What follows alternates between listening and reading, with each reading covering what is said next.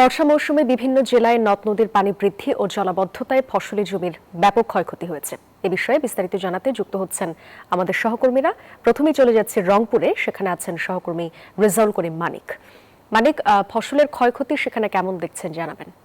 সাদিয়া, আপনাকে যদি বলি যে রংপুর অঞ্চলের 5টি জেলা রংপুর, কুড়িগ্রাম, লালমনিরহাট, গাইবান্ধা এবং নীলফামারী, এই 5টি জেলার যে কয়েক দফা স্বল্প মেয়াদী বন্যায় ফসলের ব্যাপক ক্ষতি হয়েছে। আপনি দেখতে পাচ্ছেন যে কৃষকরা বীজতলা থেকে বীজতলা এনে কিছু ধান রোপণ করেছিল যে এই এলাকাতে, এটা গঙ্গাচড়ার মহিপুর এলাকা। আপনি দেখতে পাচ্ছেন ধানগুলো টোটাল নষ্ট হয়ে গেছে।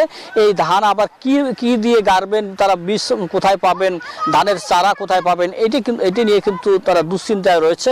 একটি বিষয় বলে রাখি যে শুধু এই ধানের যে সংকট এটি নয়, রংপুর অঞ্চলের জেলাগুলোতে এই চরে কিন্তু ব্যাপক সবজি আবাদ হয়, সবজিরও ব্যাপক ক্ষতি হয়েছে। পাশাপাশি কৃষকরা কিন্তু পানির কারণে পাট কেটে নিতে পারেন না এবং পানির কারণে পাটেরও কিন্তু ব্যাপক ক্ষতি হয়েছে। অর্থাৎ সব মিলে 9,600 হেক্টর জমিতে এই 5টি জেলায় ফসলের ক্ষতি হয়েছে বলে কৃষি বিভাগ আমাদেরকে জানিয়েছেন। কৃষি বিভাগ বলছেন যে যেসব জেলায় যেসব কৃষক ক্ষতিগ্রস্ত হয়েছে তাদের তালিকা প্রণয়ন করে তাদেরকে প্রণোদনার আওতায় আনা হবে, এমনটাই বলছেন কিন্তু কৃষি বিভাগ। এই ছিল আমার কাছে রংপুর থেকে সর্বশেষ খবর। একই খবর জানাবেন সাতক্ষীরা থেকে সহকর্মী মনিরুজ্জামান মনি।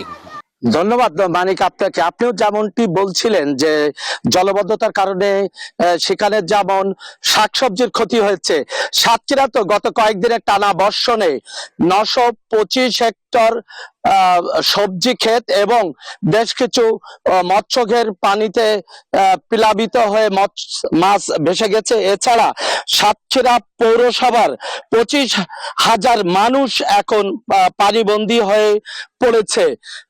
বিশেষ করে সাতক্ষীরার কামাননগর, মধুমল্লার ডাঙ্গি, আপনার রসুলপুর, উত্তর কাটিয়া, রাজারবাগান সহ অত্তর এলাকার বিভিন্ন এলাকার রাস্তাঘাট পানিতে প্লাবিত হয়েছে, বাড়িঘর পানিতে নিমজ্জিত রয়েছে। এছাড়া আমরা কৃষি সম্প্রসারণ অধিদপ্তরের সাথে কথা বলেছিলাম, তারা আমাদেরকে জানিয়েছেন যে কি পরিমাণ সবজি ক্ষেতের ক্ষতি হয়েছে সেটি নিরূপণের জন্য ইতিমধ্যে তালিকার কাজ করছেন, পরবর্তীতে আমাদেরকে জানাবেন। এই ছিল সাতক্ষীরার জলবদ্ধতা ও সবজি ক্ষেতের খবর। ফিরছি স্টুডিওতে। সাদিয়া, মানিক এবং মনির দুজনকে ধন্যবাদ।